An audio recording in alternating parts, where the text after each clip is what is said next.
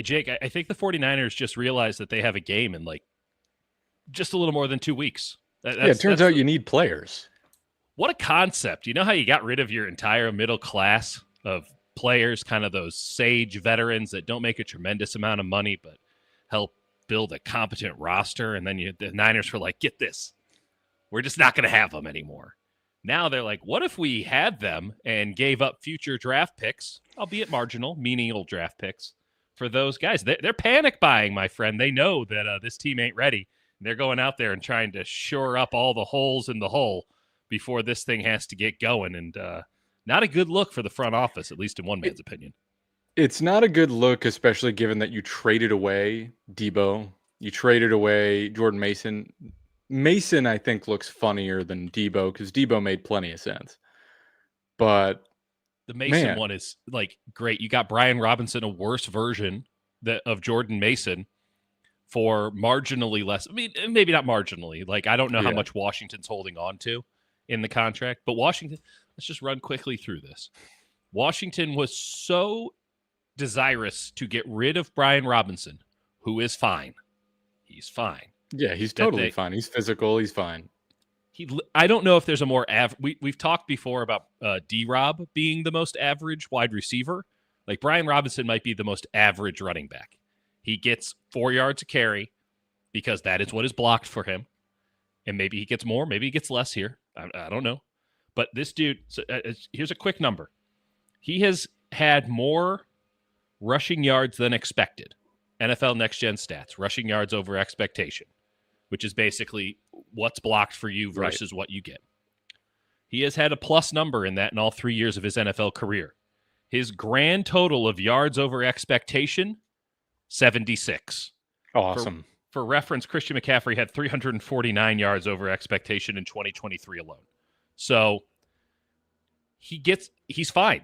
There's nothing wrong with Brian Robinson. There's nothing particularly great about Brian Robinson. Jordan Mason was giving you like 2 yards extra per clip last year on an offensive line that really couldn't block for him.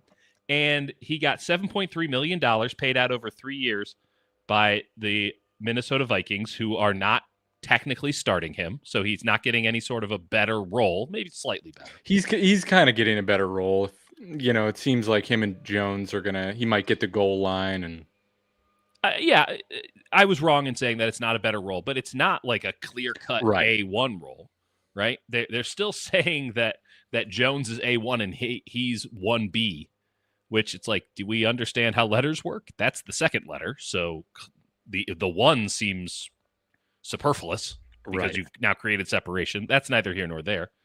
Jordan Mason was a hell of a back. And the Niners are like, we couldn't possibly pay him. But we could pay Brian Robinson 75% of what he's owed on $3.8 million per year in the final year of his contract and give up a fifth-round draft pick, which is a cost in and of itself. It's a six-rounder. It's a sixth now? Okay. I saw a sixth. Someone's saying that the Niners aren't paying all the salary. No, both of those things are, I presume, are true. Like, Washington's definitely holding on to salary. But, again, they have no proven in-house replacement unless you're all in on Ja'Cory Crosby, Bill Merritt. Like, unless you're all in on him, they don't have an in-house replacement. And they traded him in conference to a theoretical playoff team. Theoretically. Right. They're like, you have to leave. We can't do this anymore. So I actually don't mind the Brian Robinson move. I think it's funny in theory.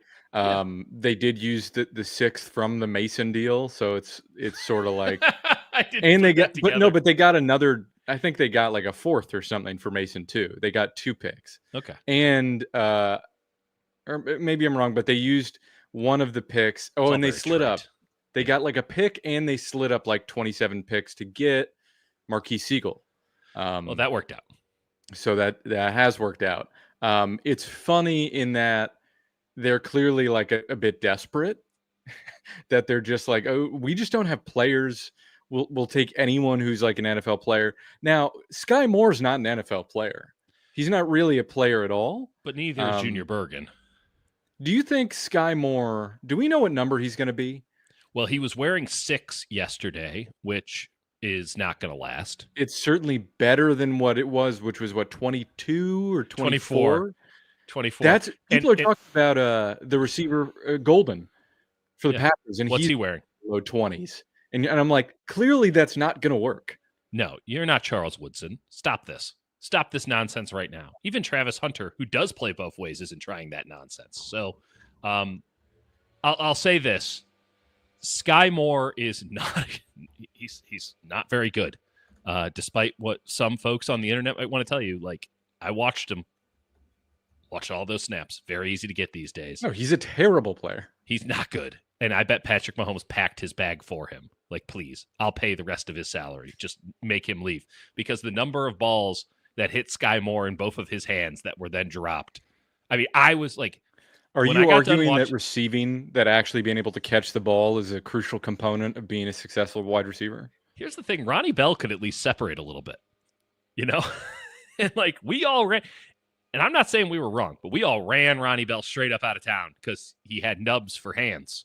It was some sort of work study program where if it's like you lost your hands in a firework accident, you could play wide receiver for the 49ers. And now they're like, what if we got Sky Moore, who is slower, cannot separate, He's pretty fast. Isn't Sky Moore, wasn't that his whole thing? It's theoretical speed. It just doesn't manifest. The only time that he ever made plays, the only time that he ever seemed to be open, and apologies if you hear a leaf blower, because I can pick the times. That's Sky Moore's game film just blowing. The only time that he ever seemed to be open was when Mahomes made a play like 20 seconds long. Right. And I think that the other team forgot, one, what jersey color they were wearing, and two, that 24 is a receiver and not a cornerback. And they're like, oh, we should just leave that guy. And then he was wide open. And then half the time he didn't catch it.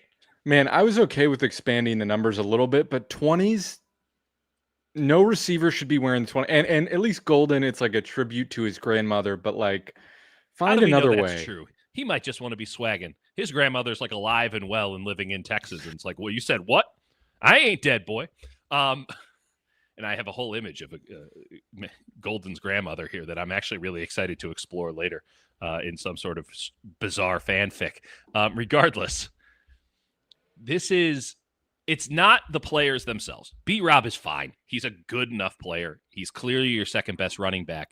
That speaks volumes, though, because as DA points out, just how bad did Garendo look yesterday? I heard he fumbled on 3 consecutive carries. Buddy, you heard that from me because he did. Did he really? He fumbled on 3 consecutive carries, and they were just running basic stuff. They were just going through the motions, and he was like, what if I threw this football to the ground as hard as I could? That's what it looked like. It was brutal. It was brutal to watch, and it's like it wasn't exactly glowing before that. And I haven't been there every day. I have to put that caveat on there. I'm not going to pretend as if I've seen every rep. The dude's still fast as fuck, but they don't trust him as a running back. So what did they do? They went and got a running back that is inherently trustworthy. It's also like, even if Garendo, they have a little bit of trust, he gets hurt so damn often. Like they just, yeah. And given the amount of injuries they have, there's like, we need bodies. And Brian Robinson is physical as hell, has played running back at an NFL level, and has been fine. He's fine. It is interesting that Washington was so eager to give him away. Interesting. Why get Sky Moore? Of all people, like there was no one else. You couldn't have waited till roster cuts, and because the Niners have a decent waiver claim spot. They should have 11th. Right. They should have 11th. Like Sky Moore's not adding anything. Well, I think it's pretty simple. I don't think that they're in any way precluded from adding more wide receivers. I think it's pretty strictly that they don't think that Junior Bergen can do anything for them from scrimmage whatsoever, and therefore, and doesn't look very good as a kick returner, it should be noted. Fine as a punt returner, doesn't look good as a kick returner. And so in that, it's like, okay, what are we doing here? We can practice squad this kid. No one's going to pick up the 7th round pick, right, who everyone's like, wait a minute, who? Like, wasn't in draft guides, certainly ours. Like, who can we get who can return us kicks today? Sky Moore's available. He costs nothing. You can maybe put him out in a route, which you just can't do with Bergen. Let's go to town. I get that. I think that's where it was. Yeah. But like it's just raising the floor just a smidge because they realize that they have a roster full of dudes who just like can't play right now and might never be able to play. The Garendo thing is so damning. It's so they have no faith in him. We have no idea if Jordan James is any good because he hasn't practiced, and like he's a rookie. But the idea that like they're just like we're not going to live and Yeah, and die it's tough by because I thought Guerrero. Garendo was figuring it out in the second Same. half of the. He had a couple moments and down the stretch that I was pretty impressed. It could have been something, and they might use him Well, as a strict gadget player. he might still be. It's just again, it's not a guy who's played a lot, who gets hurt a lot, and it's like tough to figure it out. Like his football instincts were not ideal, and he needed time to learn. And missing that first training camp, I'm not shutting the door on him at all, but I completely get it. Like you can't trust him as your number 2 right now. He's gonna be on the team. Like they're not cutting him. I think he's going to have a role. I think I think there's going to be games where he's involved quite a bit. Do you want to know what his role is going to be, Jake? It's an easy role to remember because we just saw it last year. Late stage Debo Samuel. Like legitimately. I don't know about that. Why is it late stage? What did Debo do at the end of last year? Second half of last year when they're like, oh boy, like this ain't going to work anymore. They used him as like a running back every now and again, as like a gadget trick play slot receiver every now and again, and as a kick returner. Guerendo's just late stage Samuel or late stage Debo with like maybe a bit more juice. Yeah. By the way, Debo had fumbles. Yeah. Speaking of Debo, I'm interested to see how he does with Washington. He looked decent preseason, but we'll see. We'll see. I don't like anything they're doing. If anyone wants to, Washington's under is my number one future. You don't like our boy Bill Krosky Merritt? I like Bill Krosky Merritt. I think Bill Krosky Merritt's a good running back. I'm not sure I'd like to bet the house on the 7th round draft pick to come through for you. And like, again, good running back draft. So like a 7th round pick is maybe like a round 4. Like there's the thing. By the way, have you looked at the Bears running back room? My friend was like talking up Kyle Monangai, who I was like, oh, he's like kind of a physical little dude from Rutgers. And I looked at the room. I'm like, is Kyle Monangai like the Bears lead back? Like, I think it'll be Swift for the first 2 weeks as the theoretical Gibbs, which that is night and day. And then I think Roshan Johnson's going to end up being their David Montgomery type. Roshkin? Not Roshkin. RJ will be that guy. I think actually Roshan Johnson, I hope I'm getting that name right. I had 2 beers for lunch. They were good too. I think he's actually a pretty good fantasy play. Let's go through some wide receiver names. I just want to hear your thoughts on these guys because again, I think let's name some guys. Well, that's if nothing else, that is content in the year 2025. Kendrick Bourne is the easy one. He's not healthy right now, it should be noted. He hasn't really been healthy for the last 2-3 years. That's right. That is absolutely right. But Kendrick Bourne has all the things that Kyle Shanahan is looking for. Has played for the San Francisco 49ers. Is alive? Theoretically. Can play football, has played for Kyle Shanahan. Can play football is not confirmed yet. That's right. Because we don't know if he's healthy. But when that second one comes in, Kyle Shanahan's like, how would you like a 6th round compensatory pick? Because we had some guy in the video room who just happens to be 1/8 black and got hired away by the Jaguars. How about a compensatory pick for you? Kendrick Bourne, I wouldn't mind. Oh yeah, I'm all for it. I thought last year they might do it. Yeah. Especially after Ayuk went down and they didn't. But if they think he's like remotely healthy, we'll see. Gabe Davis doesn't seem like it's happening. Did he sign anywhere? He seems like his body is crumbled. He's been to like 8 different places. 8 different places have looked at him and said, "Yeah, we're good." Yikes. He's also probably asking for like $5 million a year or something. And once it gets into week 5, maybe. But I'll say this: the flip side is the Niners don't need somebody for the Sky Moore thing is beautiful in a way. And this is why they're at Sky Moore, because they also can't go out and get anyone who's really good who would stay on the roster all year, because there's a legitimate chance that they're going to have to cut somebody. The other component of this is that, so 1, DeMarcus Robinson. Yeah. 2, Jauan Jennings, as long as they don't really have an option, he's got leverage. He's got leverage for about 3 weeks. Correct. you know? And I think he's going to use every bit of that leverage. I don't think he shows up for a while. But I think I think he continues to milk it. And I'm not saying that the calf injury isn't legitimate, but I'm saying is he ain't rushing out there to test it. Right. And nor should he, because this is his career on the line. And the 49ers made it very clear in April that they aren't going to re-sign him.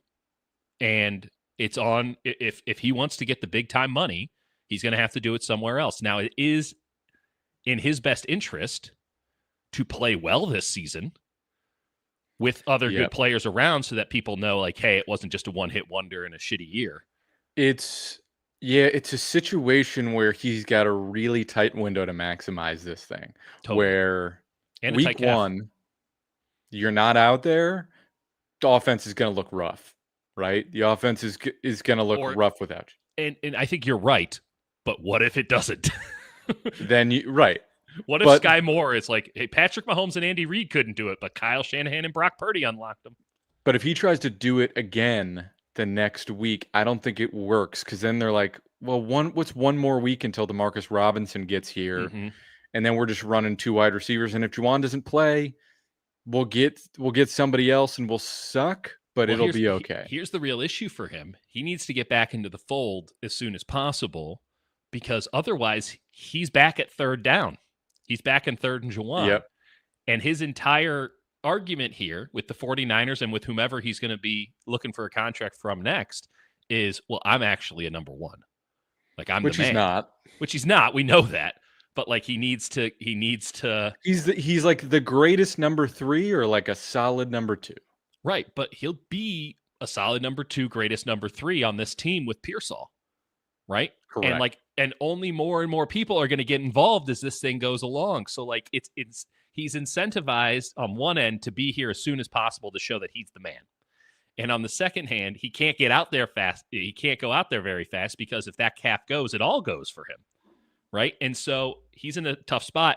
And I keep coming back to this, and we'll leave it at this, unless you want to bandy about it, because you are entitled to speak. I know it doesn't sometimes feel like that, but you are.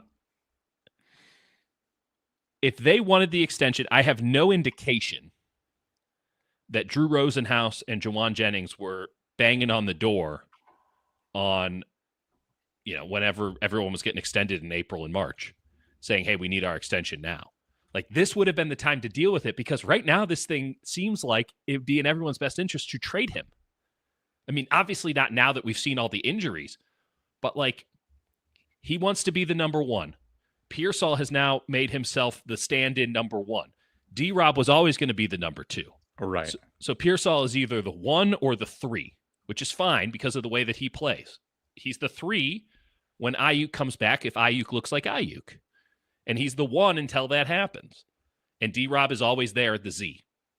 And Jennings's role is very nebulous these days. So like, I would have said, hey, I need an extension after the year I just had. And the Niners say no. And then he does what he said right before camp started, which is like, oh, I'd like a trade then. And then they would have been like, you know what? You're right. We don't want this to be a thing. And we would sure like to have you, and we'd like to see this through. But there's no way that this doesn't end up toxic in some way. And you're a pretty loud dude in the locker room. It reminds me a little bit of like Raheem Mostert. When Mostert played well that one season, the 49ers had him on like a special teams deal, which paid him very well as a special teamer. It's a Saran deal. Right, but garbage as a running back, and he was like, whoa, and they gave him like a little bit. Right. And it was over. $7.5 million. If I'm the Niners, I'm going, that's the right price for us, for Jauan Jennings. He just got the contract. I mean, I remember when he ran on the field the day he signed it. He was the happiest man on the planet. That was a year ago. I think from their perspective, you've lost, quote unquote, lost a lot of these, and you're trying to get back to just rewarding the top guys. You say, nope, like we're not doing this. And I think like you can come back or not, but we're not budging. Yeah. Yeah. This is a good point from V Blank in the chat. I mean, all of his contract does have a lot of bonuses in it, and he's not going to get them unless he plays. Then again, he also has to think about his long term. And again, Kyle even alluded to it, which is what I've been saying here. The Achilles threat is so real and so front of mind for anyone who watches the NBA, as Jauan Jennings does like he's a big NBA fan. But even if you're a casual NBA fan, you know about the Achilles injuries that just, hey, my calf was tight. Pop, there it goes. Yep. And Jauan Jennings, I'll say this again, does not have the kind of foot speed. Like, he doesn't have a step to give, right? Some guys can be like, Tyreek Hill is so fast that now he's slowing down. He's still fast. Like, he's not good, but he's still fast. Jauan Jennings has been getting by on like guts and glory this entire time. What happens when he doesn't move like he used to, which was barely good enough to begin with? Yeah, it's also interesting. There's a $5.6 million option bonus due in 1 week. Now we go. Now we're due on talking. September 1st. So Now very curious. Very, very curious how that gets navigated. Do you think they could trade him? Do you think that they just move on? I don't think that they do, but I think it's interesting because if Devon Vele is going for like a fourth, you would get a fourth for Jauan Jennings. I think I feel very. I think you can get like I think you could with the proper like you're sending a fifth the other way. I think you can get a day 2 pick. Yeah. I think you can get a 3 for him for sure. I think you can get a 3 if you give up like a 5 or a 6 or a 6. Yeah. I mean, that'd be a huge win. I think, get a 3. I prefer to have Jauan Jennings, but like if this thing is untenable, which it's hard to read. The problem though is that then you need another wide receiver. So well, let me throw some more names at you. Sorry, this is like me in fantasy right now. Yeah, where I'm have trying you come to to a fucking conclusion yet? Yeah, I traded Gibbs, and now I'm trying to leverage up to jump. Now I have 2 first rounders. I'm trying to jump into the top 5. Thank God. I'm gonna create a segue for Jake's fantasy corner. I feel like when teams are like, what the hell was that trade? And then it's part of a bigger trade where the first trade isn't actually that good. There's a little something called the draft, Jake. You heard of it? Kendrick Bourne is the number 1 name. Everyone's going to go to it. No one's wrong in saying it. I'm not sure if these 2 rooms are actually putting up any players for sale.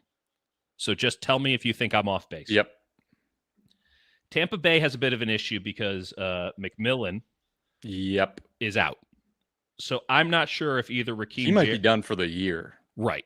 I'm not sure if either Raheem Jarrett or Trey Palmer are going to be available. Yeah. I like both of those guys. I like Raheem Jarrett a lot as a potential player. Any thoughts on either of those dudes? Yeah, I just don't think they're gonna trade anybody. Like I think Godwin's not healthy. They've got Egbuka and they've got Mike Evans, which is awesome. But I don't so good. We knew that already. Wasn't my prediction, my hot take, that he would be the best wide receiver in this class? Without question. I think I agree with you. Which wasn't like a hot take because he's just the most hot. It was so hot that I immediately agreed with you. Right. I'm like, wow, that take is skull. It was like fajitas. Everyone wants some of that hot take. Right. Sizzle. I don't mind either of those names. I'm not sure they move the needle that much, and I'm not sure that Tampa Bay's moving anybody. I think that's fair. We all know that the Green Bay wide receiver room is loaded. Okay.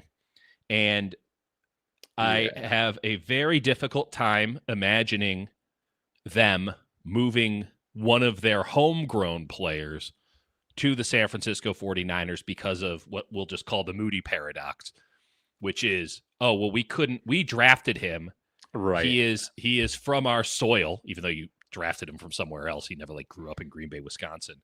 And in that, we don't want him to fully actualize somewhere else because then we'll look like assholes. But McCole Hardman had nothing to do with the Green Bay Packers up until March. Yeah, that's who I'm looking at. Yeah. I don't mind it. He's not very. I mean, he's kicked their ass enough times. That is exactly where I'm going. This is the Jermaine Dye principle. If you can't beat them, force them to join you. Galaxy brain. Yeah. You get him because you know for a fact he will be cut in the second half of the year, and the Kansas City Chiefs will pick him up in the last 4 or 5 weeks of the season. Correct.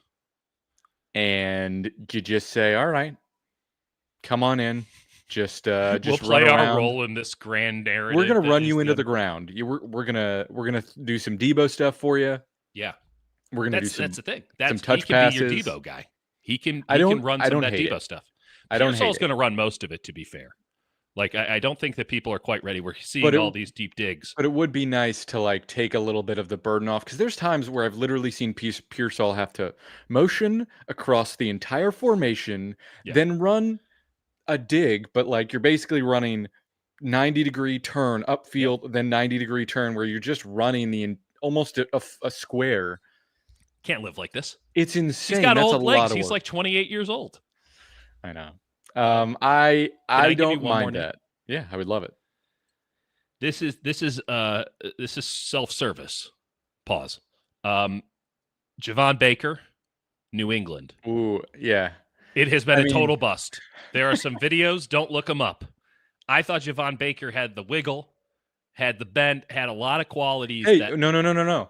He has those qualities. The problem seems to be stuff that, the whole playing the position of wide receiver. The whole nuance of being a professional. Yeah. Like, hey, this is a 10-yard route. And he's like, okay, so I'm only going to go 3. Sounds good. It is. Maybe Kyle can get it figured out, man. It's not like we're talking about the Packers or getting Sky Moore from the Chiefs, where it's like, man, he didn't figure that shit out. Like in Kansas City, where they make anybody look good, and they get the worst of the worst, and they somehow turn them into Super Bowl winners. Like, and he's a Super Bowl winner, but like he can't. They're willing to move on from him. But when you're talking about the Patriots, like last year was a mess. The year before that was like he didn't get good coaching in year 1. And I'm not saying that Leonard Hankerson and Kyle Shanahan would get him on the level, but like for nothing, I don't know. Maybe it's worth a shot. Yeah, one other name I would throw out there.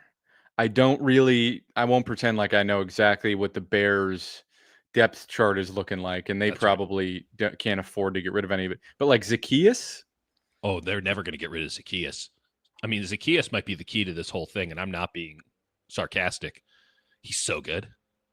And he makes like 1.4 million. And he's just like the most, he might be the most underrated receiver in football. He's very underrated. Every year around week 13, you're like, oh, I just picked up Amadeus Zaccheaus in fantasy. Alameda, yeah. Is that what his first name is, or did I just totally No, you almost got it. You just forgot an L. That was pretty close for you. Yeah, but they have like, they got DJ Moore, Rome, and then they picked up Burden. So it's like... Burden's going to take a while, though. Like, Zaccheaus is going to hold down that until Burden forces his hand. And, like, Burden might just be next year play for them because he's got all the talent, but he also kind of has some issues with the whole running offense thing. So, and it was nice in Missouri when they're like, you are the offense. Do whatever you want. Yeah. Your NIL says that you don't have to run the play that we called. And that's the other thing, too. Like, it's pretty slim pickings. And I think I'd rather just have Jordan Watkins. Not that he's better than all of these guys, but, like, at least he's around. What about Van Jefferson from the Titans? I like Van Jefferson. I believe he's their starting Z. There's Tyler Lockett. There's Treylon Burks. Fuck. Damn. Did they not cut him? And they have Calvin Ridley, Tyler Lockett. Yep. And then... Yeah. And then I think it's Van Jefferson. I don't think they're in a position. They're not in a position at all. They're not in any position. The worst kept secret, Lee Ving coming through, and a couple other folks have come through. Apologies about Adam Thielen. The worst kept secret in football right now is that Adam Thielen's going to be a Viking again. So I wouldn't operate on the premise that Adam Thielen's coming anytime soon. And it also, again, puts you in a tricky position because if you're going to go out and trade for somebody, they either have to be a certain role player on this team for the rest. Like they have to take someone's job. They have to be at like basically the DeMarcus Robinson level of receiver today, or they have to be a total throw it on the wall and see if it sticks play. Luckily, the latter, you could do that with a bunch of guys, right? Because those are the guys who are truly available. But if you wanted to put together any of your chips and push them into the middle and say, hey, we need to go get a receiver, they have to be pretty damn good, and teams aren't giving those guys up. I would like to address a comment from Lee, which is sort of the whole point that we've talked about from the start, and them not like picking up any role players or any depth, or really being serious about how they were constructing this roster to begin with, and now it's like, oh, betting on rookies and not really getting any depth pieces for even the veteran minimum is biting us in the ass. Who could have thought? Who could have 30, possibly thought? 33% of their 53-man roster was slated to be guys who just shy of 33. It was like going to be 15 out of 53, so 50, not including long snapper, punter, kicker. We're going to be first or second year players. Yep. And that's fine. You know what? That's fine if you're playing for 26. And they need to, and you're right. They need to build in that direction. But again, our whole point was that they could have got some guys who were cheap, costing Jeremiah Ledbetter. Lee, for anyone listening, he asked, what is the point of the season? Last ride for McCaffrey, Trent, and Kittle, maybe a wild card road game. That pretty much sums it up. Like, we're done here. What's the point? We'll see you for the draft, baby. What's the point? I think what they're hoping is that their schedule's easy, and that in the second half of the year, which again, rookies tend to get hurt because the season's really long, is that they start to put it together and sort of build towards the playoffs. Again, they have to be really good in the first half of the year because most of their division games are in the first half of the year. Yes, and the back end of the schedule is theoretically easy, but that theory might not pan out. I mean, if the Bears are good, then that's one that's not there anymore. But what is the point, right? Well, what is the point of? I don't want to go full nihilistic. I mean, the point here is to be the Rams and hope that everything comes together at the exact perfect time. That's always been their plan. They've overtly stated it, and now they're not even. Now they're like digging down on the details of it because we've pressed them on it enough. That's their point. They think that they have the high-end talent, which they probably do, if we're being honest. Yep. They have the high-end talent that if they can build some sort of a watertight team or borderline watertight, like IP60 rated team, so not fully submergible, but like you can get it splashed.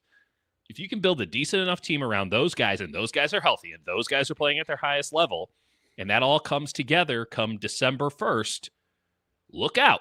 Because we can get hot. We're getting hot at the right time. And they have an actual special teams coordinator, so they're saying we're going to be functional at worst. For the first time, we're at least going to be functional. Maybe we'll be good, but we're not even searching for that. We're searching for okay. We're searching for Kyle Shanahan's dream of maybe this will be okay, and I won't have to think about it. And then they added Robert Saleh. Yeah, and that's their plan. They are really banking a lot on we have really good coaches that will get these guys ready to play. Well, they just announced for the world that those coaches did not get enough guys ready to play for the start of the season.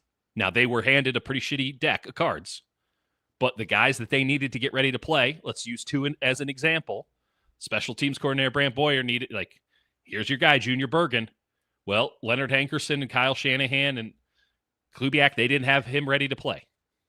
He's gotten the opportunities. He's not ready to play. Okay, that's a 7th-round pick. You can chalk that up to, hey, we took a shot. It didn't work out. But they don't have Nick Martin ready to play. They don't have Alfred Collins ready to play. Thank God they have CJ West ready to play. We're not even talking Alfred Collins thing is looking... It's looking rough. And by the way, halfway through the season, it might be fine. You mentioned that guys are going to get injured in the second half because they're young guys. I mean, they built an entire team out of the most injurable players possible, like long-term veterans with a ton of hard miles, and Purdy, who played a lot of hard miles last year, but he's young. And then rookies who get either injured at the beginning because they just went through a grueling draft process, so they've never really had an offseason, and they're being thrown into the fire. I mean, think about how jarring that has to be a rookie. And it's like, by the way, you live in Santa Clara, California now. Good luck to you. Right. And you're a professional. Go up against Trent Williams in practice. Or you get injured in the second half because the NFL is really hard and they're going to kill you. One other question from Strawberry Reacts that I actually think is an important question. It's like, what's the point of even trading for anyone if there's no chance? Just ride with cheap practice squad guys. That is what I would do in a Madden simulation. The unfortunate reality is that you have too many pieces that are really good to just say, well, whatever.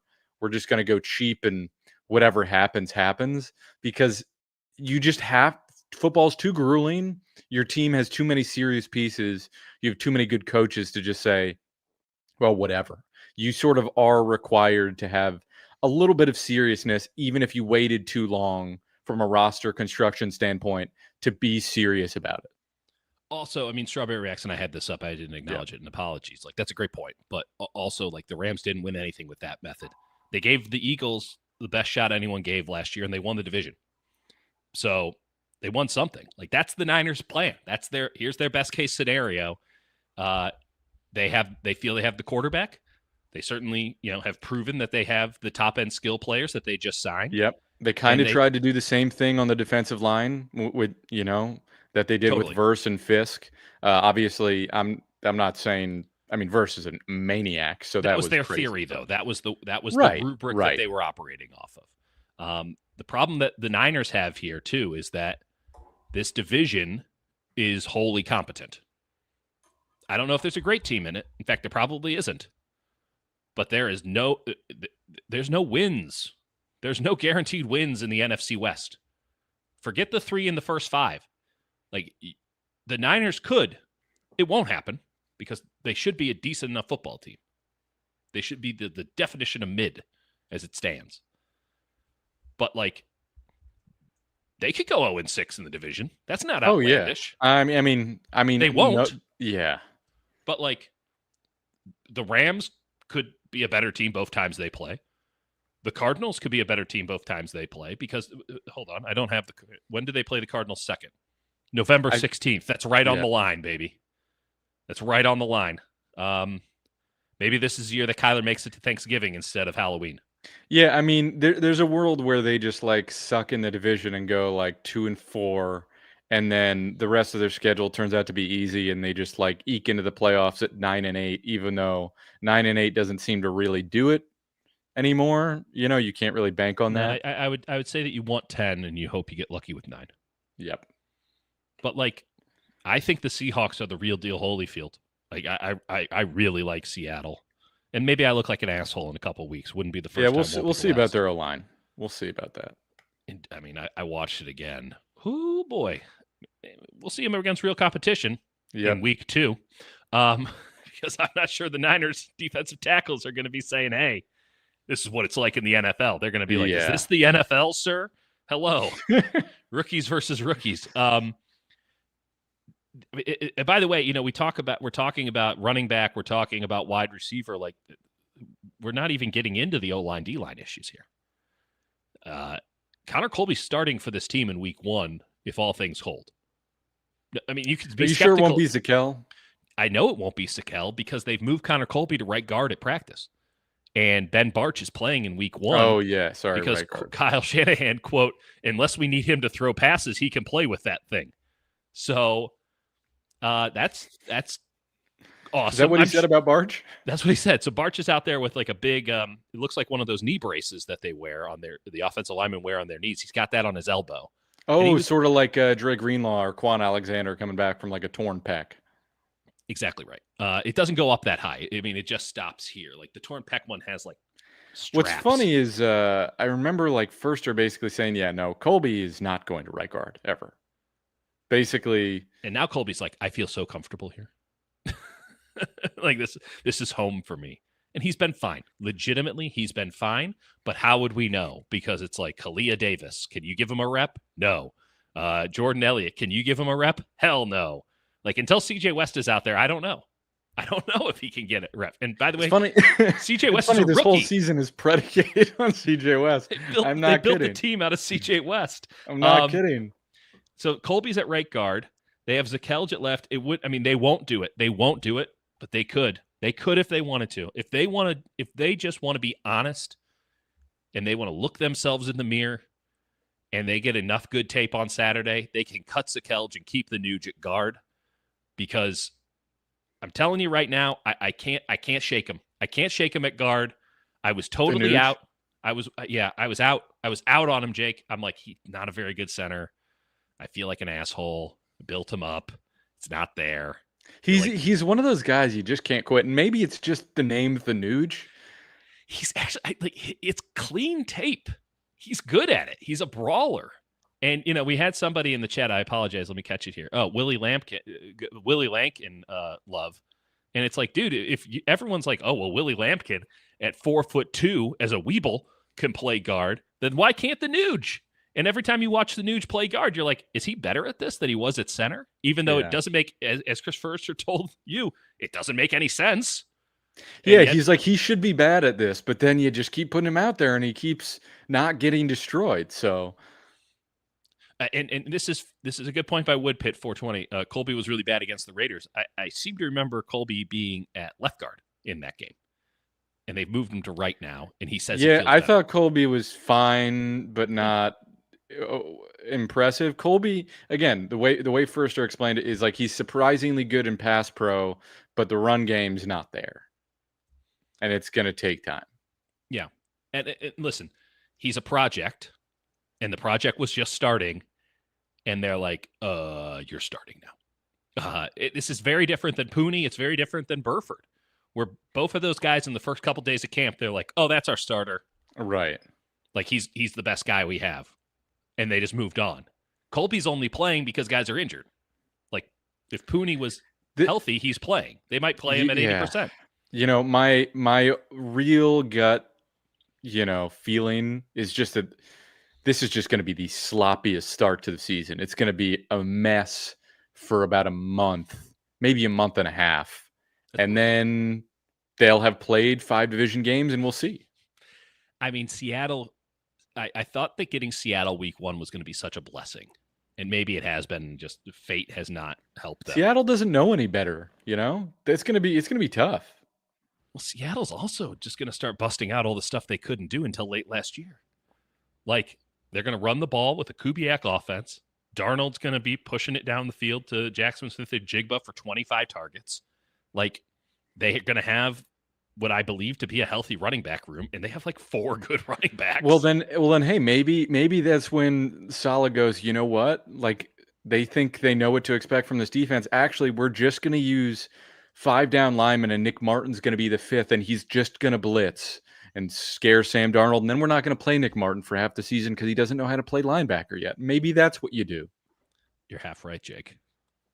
It's not Nick Martin, though. Hold on, I'm going to pull up my notes here. They went to a 5-man front yesterday. He's been doing that a decent amount. 47, 55, 95, 58, 92 was the 5-man front that they were using yesterday. So that's, and there's no Bosa. So that's Huff, Valdez, Collins, Meatball, and Jordan Elliott on the end. Interesting. And by the way, inarguably the best period they had as a defense. Inarguably. Awesome. This is why you pay coaches. They have to figure out a way to make it work. And maybe I'm not giving Robert Saleh the benefit of the doubt here, because he does seem a little bit tied to his ways. I know that he's mixed it up compared to cover 3, but like he's a man of principle. Yeah, but he hasn't run a lot of cover 3 in years. No, he's been running a lot of quarters, and he's not a mix it up dude. He's not innovating in the space, right? He's not Mike McDonald. Or it's like multiplicity from the same look, right? It's showing you the same thing, but they're not doing a lot of crazy post snap rotation. I mean, it's a good question here from Filthy Casual. No Mike Heller, CJ for week 1. At this point, we just have to operate on the premise of no and be happily surprised if it's a yes. I have no new information. What do we got? 2 weeks? 2 weeks? 2 weeks. Really, in honesty, you have until next Wednesday. I will be watching the game from New York City. Jesus Christ! Why are you where else are you going? They stream from Times Square. No, don't do that. By the way, don't ever go to Times Square. If you've never been to New York, don't go there. Don't go to Times Square. It's disgusting. It's I mean, if you want to get humped by a giant Elmo, you can go to town. Usually covered in urine. Well, and other stuff. I only read this in the Laszlo from What We Do in the Shadows. Yeah. New York City.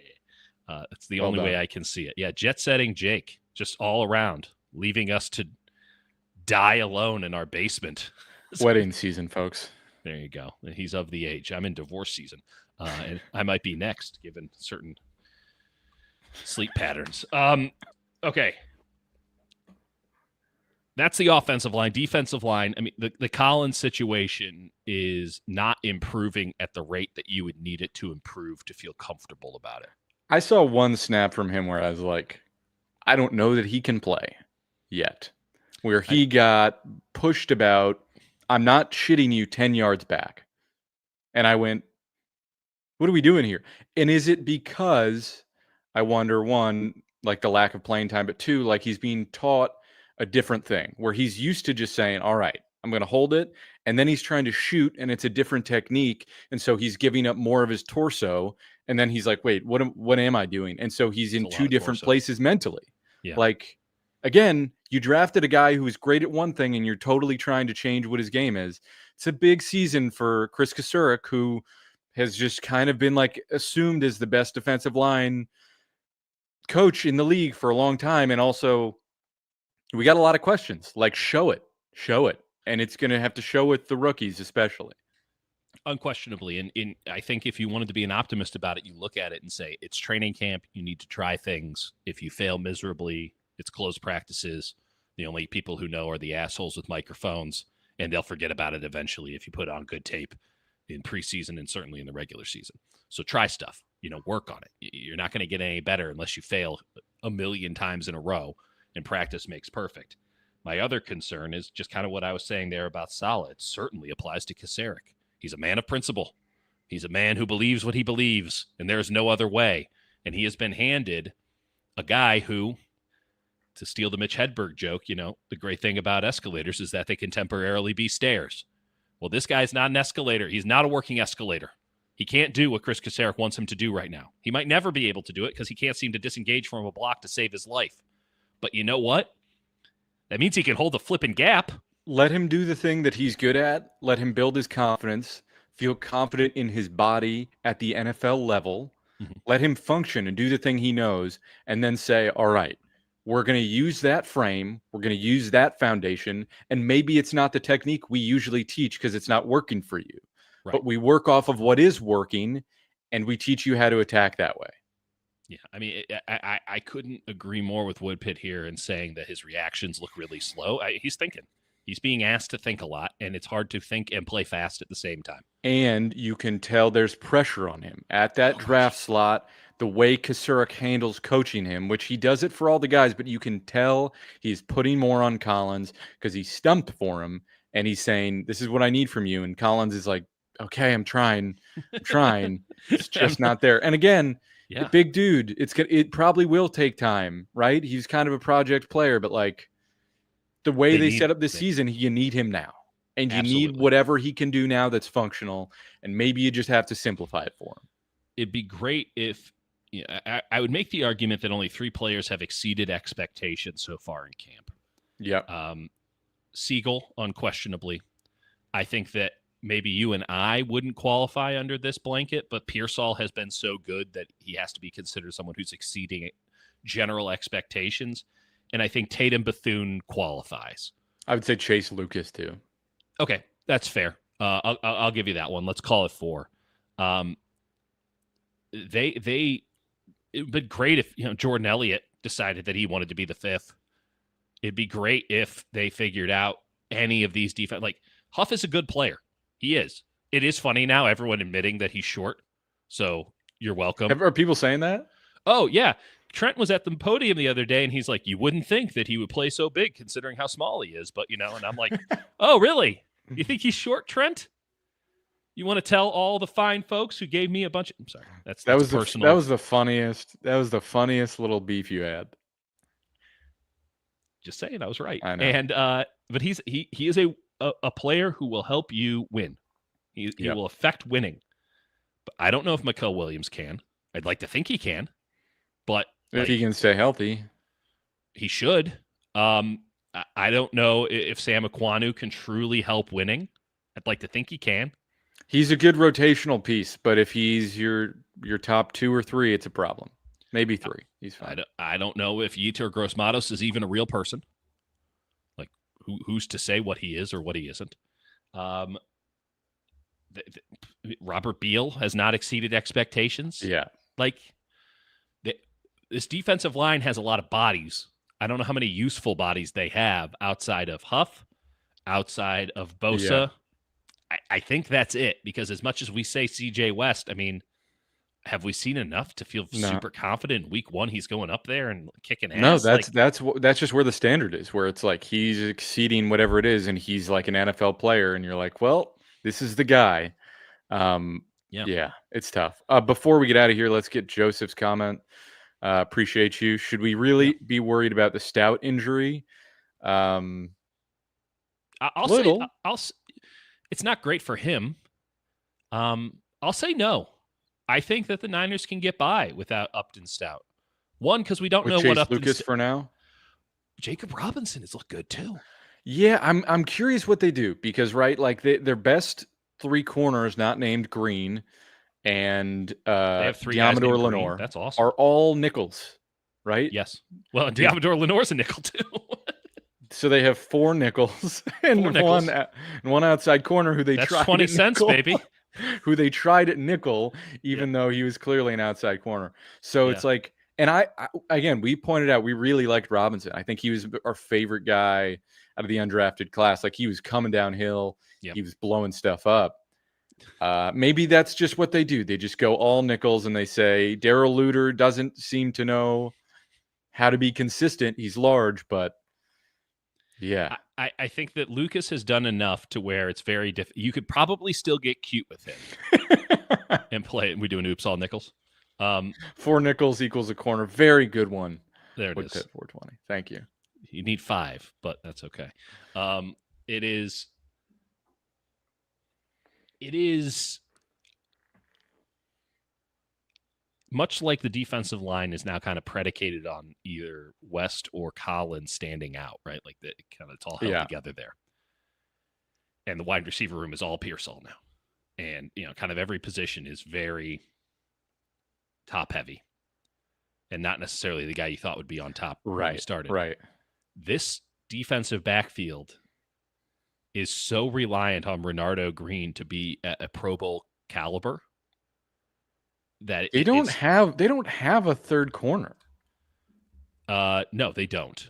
They've been trying Saran Neal there as a second corner. That's a really sad series of words. I know. And I'm not going to lie to you. It's been fine. But Luter ain't it. I liked Dallas Flowers. I feel like Dallas Flowers. I did too. He's made some tackles. I kind of would lean him as CB3 for now. I feel like he's kind of getting the raw end of the deal if the depth charts at practice are anything to be read into, and maybe they're not. Yeah. But I feel like it's fine. I mean, he was a starter for the Colts before injury. Like, he's not bad. But let me expand on my Renardo Green Pro Bowl caliber CB take. Lenore's a very good football player. But Lenore is not going to be a classic 1 corner, in that Lenore can't help himself but be a scrappy little shit, right? Like, that's why he was really good at nickel. And let's be clear about this. And I asked him about it, and he was like, yeah, I'm going to miss playing nickel. Right. Even though he was saying I can play outside when he was a nickel. I think he's just a brawler. He just wants to fight. And that's great. It's a really good quality for a professional football player. But you need to put him in the gambler, jumping routes, aggressive side of the field. You need to put him in that side, and then that requires Renardo Green, which, by the way, his skill set is perfectly suited for, being the, I forgot you played the football game role on the other side. Like, what was the cornerback duo for the Cowboys a couple of years ago when Bland had like 17 picks?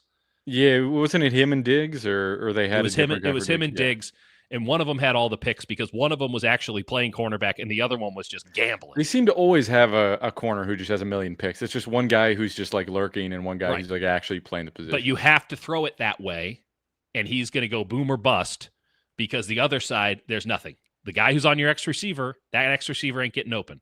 So that's that's Green on the other side. And maybe it won't get a lot of run. Maybe, only the PFF grade will notice. But that's, if you have that, and then you put Lenore as your 2, and you say, hey, go hunting. Let's have some fun. The same way like a DJ Reed and a Sauce Gardner played off each other with the Jets for Saleh. If you have that, and then you have 3 guys who can reasonably play for you in the slot, one of which will hit, and it's probably Stout if he can stay out there, but you can practice squad. I still think you can practice squad Lucas and call him up. I think you can store him at the Marriott. Because he's a vet too. Yeah, and then you keep Robinson around because you can also try him on the outside. At least you can delude yourself into thinking that he can play both for now. If you're just going to go all small corners, why not fully go for it? But now you are totally dependent on Marquise Siegel and Renardo Green, which honestly, of all the concerns I have about this team, should be much higher on the list, but it just doesn't keep me up at night. Yeah. I mean, there's a world where it's like the best young secondary in the league. I genuinely mean that. Yes. There's also a world where no one stays healthy and they get destroyed. So we'll see. There's no real depth. Niners red zone here, saying Niners are going to blitz a lot because of the Saleh factor. The Saleh factor is certainly not to blitz a lot, but Robert Saleh is also a pragmatic head coach who, let's not forget, was going to get run out of town after 2 years, his first go-around, until he switched up what it was he was doing and figured out that pragmatism is the way of the future. And I think they are going to blitz a lot because I don't think that they feel comfortable getting home with 4 with Bosa and Huff on that line. Not with the consistency that they had in 2019 or 21. You mean the best defensive line that we've seen in 10 That's years? Right. I know. I love when people compare it to that. Yeah. It is. We are in nut crunch time. Okay. What happens in these next 2 weeks truly sets this thing in motion in the right or the wrong direction. And there are many ways that this can work out just fine. It really can. I mean, to steal the Mike Tomlin line, a young player who misses training camp is like trying to catch up to a running train. There's going to be issues on that front. Nothing you can do about that now because of injury. It is what it is. That's baked in. But you can get enough guys back from injury in the next couple of days that you can put together good, solid practices behind closed doors and get ready for this Seahawks team, which is impressive in the preseason, but not some Super Bowl contender. Yeah. And then you get another week to ease into it because the Saints aren't good. And then you get the Cardinals, and the Cardinals are always a wild card. And then you get the Jaguars, and they're the ultimate wild card. I don't know if they're going to be really good or really bad, but they're going to be one of them. And then you get the Rams, and who knows if Matt Stafford will have left the Airstream by then. Have you seen this Airstream that he's been living in? No, it just reminds me of Jim Harbaugh doing that. Yeah, no. So he's in something called like a life chamber. It's basically a giant hydrobaric chamber. Cryotube? Kind of like that. And he's just been living in this Airstream with like oxygenated air to heal his back. And Jimmy Garoppolo's their backup. So, I'm excited for October 2nd. That can't go well. So a lot of interesting things can happen for a good in the positive.